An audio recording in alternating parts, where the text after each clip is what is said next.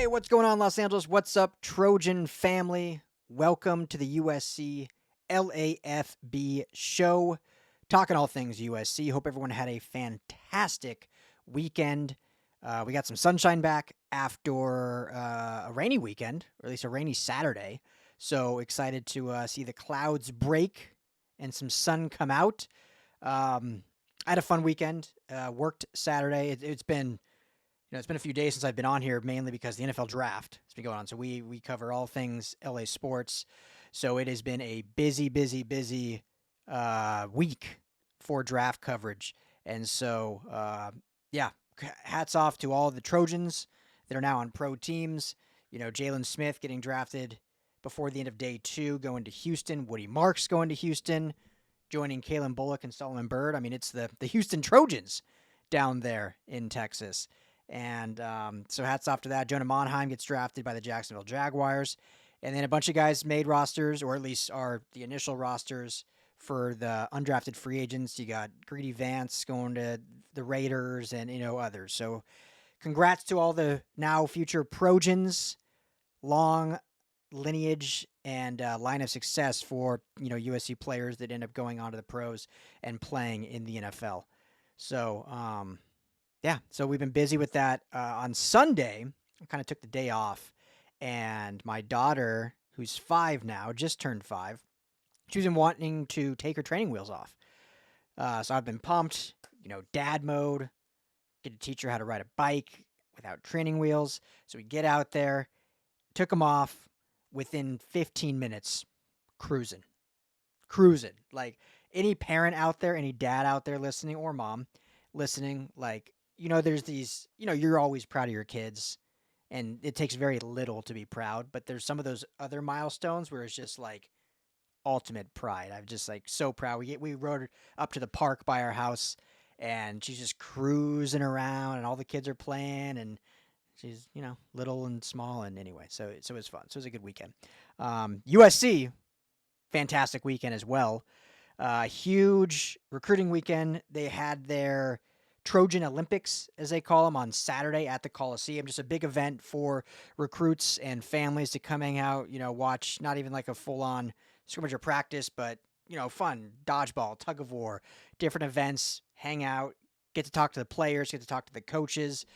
So really just a relationship building. Like, if you think in the business world, like a networking event, like that's what this was essentially, a networking event, just to kind of get the vibe and the family construct kind of what they're building with the program. So heard it was a huge success, as all of their kind of visits have gone so far in the spring with recruits coming.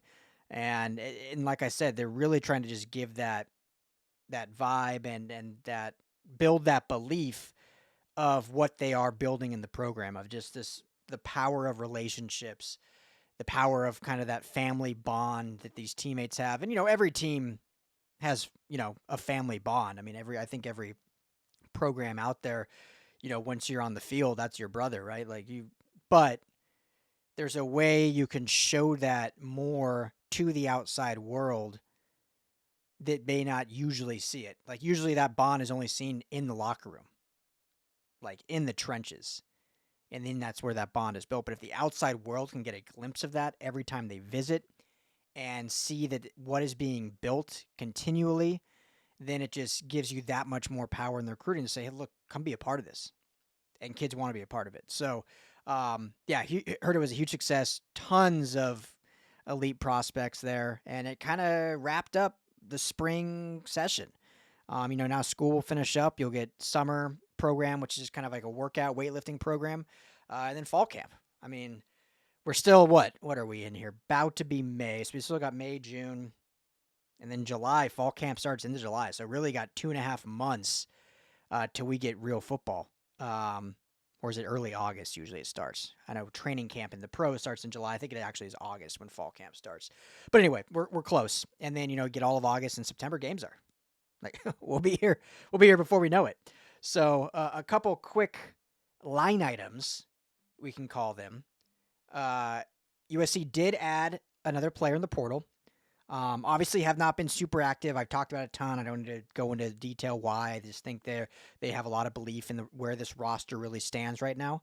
And so, they'll add pieces here and there. Obviously added a safety, added a linebacker. Now they add a wide receiver. And these are all kind of, I think, depth pieces. However, because of the youth of really all of them, this latest one also being a true freshman coming over, or a redshirt freshman, excuse me.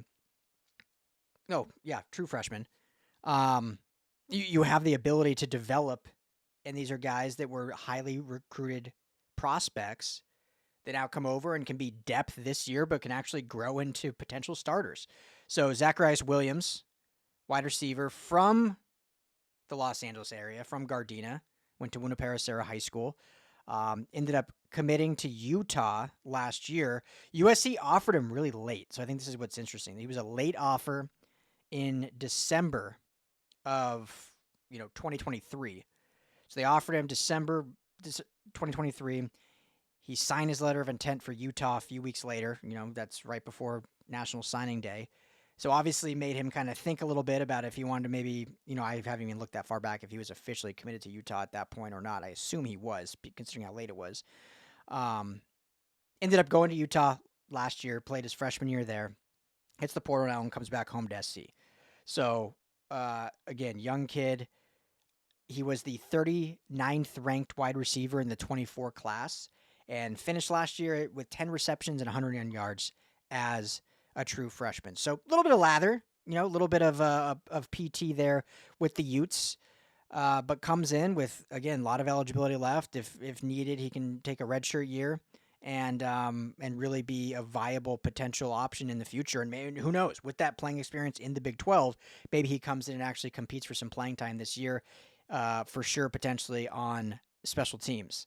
And so I think it's a solid get. 6'2", 196. So good size there, and a local kid that you continue just building those bonds and that mentality of, how local they are. So you look at this receiving class right now as it stands, and I'm talking just scholarship players. Jacoby Lane and Makai Lemon obviously are your headliners. I think Prince Strachan, who transferred from Boise State, is actually going to be pretty involved and have a big impact for this team potentially. Had a really good year at Boise State, so comes in. Jay Fair returns after last year transferring from Auburn. He's kind of the true speed guy. If they can get him more involved with some of those deep potential options, did play last year, but sparingly. So if we could see him on the field more, a name that people would probably know more. Xavier Jordan, who was a true freshman last year from the LA area, I think he's going to kind of, dealt with some injuries last year, banged up a little bit here and there. So he's a kid to really look for kind of breaking onto the scene this year. I really am excited to see how involved he is potentially and what he actually can bring as going to be, into his, redshirt freshman, sophomore year, however you want to look at it. Jaden Richardson, kind of the old statesman, if you will, transferred last year. He'll be back. And then Josiah Samora, the great feel-good story walk-on from Mater Dei and ended up becoming a scholarship athlete. And then the true freshmen, who I do think they're going to get some play potentially. When you look at Corey Sims, Tanook Hines, and Ramiro Eisen. Tanook Hines and Eisen, we'll see how involved they are, but they potentially are your fastest guys on the team, them with Jay Fair. And then Corey Sims is kind of that true, bigger X receiver that can kind of be a true positional wide receiver one. Because of that, he may not get as much play this year just because of the guys in front of him, where someone like a Tanook Hines can be like, hey, go burn one on this play and, get in the game for a few plays here and there. Who knows? We'll see. True freshman, we've seen since Lincoln Riley's tenure, outside of Zachariah Branch, true freshman receivers, haven't gotten a ton of playing time just because of the depth in front of him. Jacoby Lane didn't play at all till like the bowl game against Louisville when all of a sudden it was like, oh, here's Jacoby Lane. Makai Lemon played very sparingly. Deuce Robinson was probably the most after Zachariah Branch as a true freshman, but still it was not heavily involved. So we'll see. But I do like this pickup. Zacharias Williams, transfer portal. I do think the Trojans will probably add one or two more players. We'll see about offensive line. I know they targeted that Ferris State kid Haven't heard of too many other offensive line targets that they're considering, but I know they feel very good about where the offensive line is, based on people I've talked to and based on multiple other reports from the other people that cover SC on 3247 and all those guys that I know well. Uh, SC is pretty confident of where this offensive line stands right now. Certainly much more confident than they were heading into last year this time. So I think they feel good about it. If they're able to add another depth guy potentially, then I wouldn't by any means be surprised by that. But I don't think it's going to be like a hard focus for them. So we'll see maybe one or two more players in this transfer portal. But I think they feel pretty good about this team where it's at heading into the summer. One big recruiting news. I don't want to get in the weeds of just who was all visiting and stuff. We have a bunch of stuff on LAFB Network you can look at on that in terms of visits. But one big one, because these crystal balls keep rolling in. We've got crystal ball predictions for Sean Scott, Talanoa Ely, Ryder Lyons. So we've talked about all those, a lot of big names. Well, now perhaps the biggest one, certainly in the trenches, right? Which is, I think, numbers wise, they have a big number, but they don't have that like elite guy yet. I love Eason Tafa and these other players, and I think they'll fit really well, but they don't have that like 5-star guy yet that headlines it. Well, Kenya Pepe, I'm sure many of you know him well. He's, his cousin Kobe Pepe is on the defensive line. He's originally a SoCal kid, plays his high school ball now across the country at IMG Academy, but obviously all his ties are here in SoCal. And he did receive some recruiting predictions from On3, from my buddy Scott Schrader, from Steve Wiltfong, from Max Torres, all predicting him to commit to USC. So this is a big one because once, and I wrote about this actually, and I'm not saying it was necessarily a good thing, but the consequence of when Cody Green, 5-star offensive lineman out of Modern Day, when he flipped from Oregon to Washington, because SC was pushing hard to flip Cody, and I'm not saying they still won't push for it. We're still a long ways from signing day. He could flip again. But when he flipped from Oregon to Washington, I'm not going to say it allowed USC because I think they've done a really good job in just paying attention to all these guys. That's why having this bigger staff is so important. So I'm not saying all of a sudden it's like, oh, okay, we can move on. But I do think that it became then even more necessary to push even harder for Kenya Pepe. And, this was just like a week ago when this happened. So, but I know that they're strong on him, and, his family has ties, obviously, to SC, as I mentioned with Kobe here. But, I mean, this would be a huge, huge get, as he is one of the most coveted offensive linemen in this entire class. 24/7 Sports has him as the 3rd ranked offensive tackle in the whole class, and On3 has him as the 5th ranked offensive, or that's their industry rankings, is in 5th ranked. So, huge guy. I mean, 6'7", 320. Going into his senior year of high school. So, 6'7", 320. I mean, that is a massive individual that is quick, nimble at the point of attack, has good balance, and someone that, still early in his football career, just being current junior in high school. But when you have that size, sometimes it's hard for your actual, like, I don't want to say motor skills, but it takes some time to like catch up. Like his body grew so fast. It's like, okay, how is he actually going to be fundamentally sound within playing the offensive tackle position? And he does it very well already, and he's only going to get better. So his senior year can only probably get better. And then wherever he does commit, hopefully it ends up being SC. The mentorship and the coaching that he'll get from Coach Hansen and others can just take him to that even next level and elevate his game. So, I mean, this has the potential. Again, we're so early. But of being one of the kind of best offensive line prospects we've seen in certainly quite some time. And you think, I'm not comparing him to Tyron Smith, who's going to be a Hall of Famer who just announced his retirement. But you think about that run of SC always having offensive linemen drafted in the first round. We watched the draft just last weekend, right?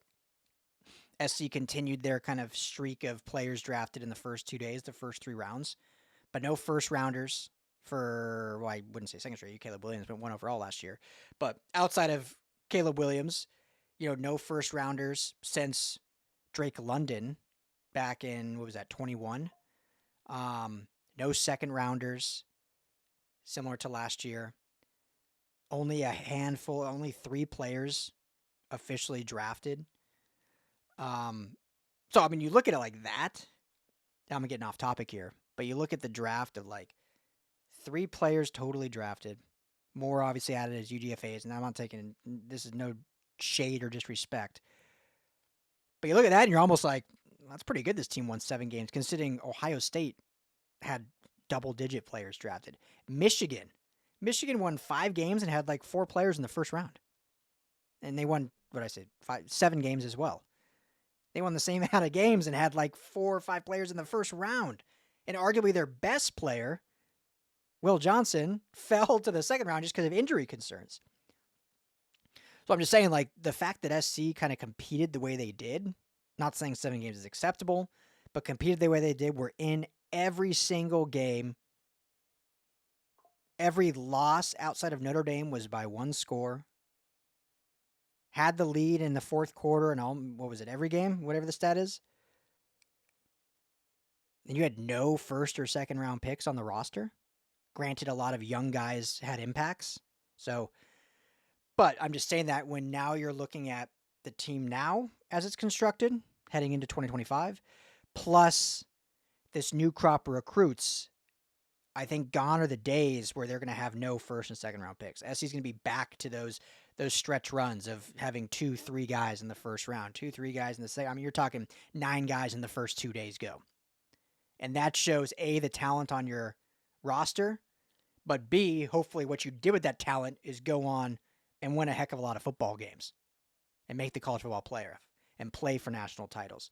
So Kenyi Pepe, I'm not saying it's the start of that because they already have some elite 5-stars in this class. I think they have a lot of talent in the 2025 class that will be playing this year. And I think the 24 class, while they didn't have that premier 5-star guy, I think when you look at guys like Cameron Fountain and others, obviously in this class, you're going to have some of those day 1 prospects.